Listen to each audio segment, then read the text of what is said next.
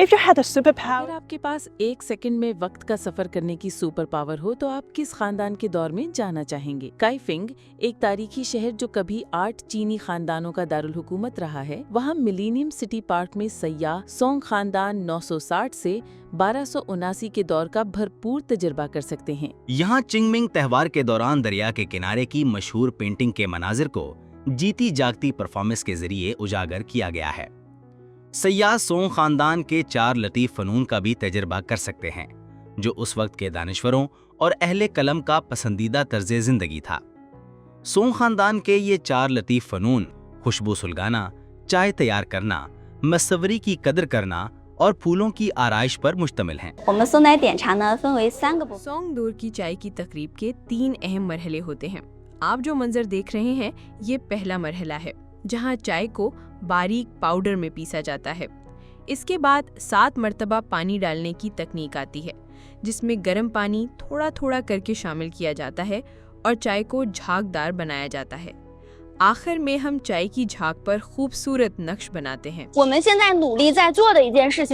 اس وقت شمالی سونگ خاندان 960 سے 1127 کے طرز زندگی اور مشرقی جمالیات کو دوبارہ زندہ کرنے کے لیے بھرپور محنت کر رہے ہیں تاکہ ہماری روزمرہ زندگی کو مزید خوبصورت اور متاثر کن بنایا جا سکے۔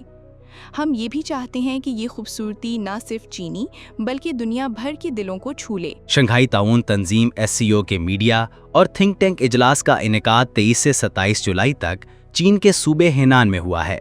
26 جولائی کو کچھ مہمانوں کو کائفنگ کے دورے کی دعوت دی گئی، جہاں انہوں نے ثقافتی تبادلے اور باہمی سیکھنے کا خوبصورت تجربہ حاصل کیا ہے۔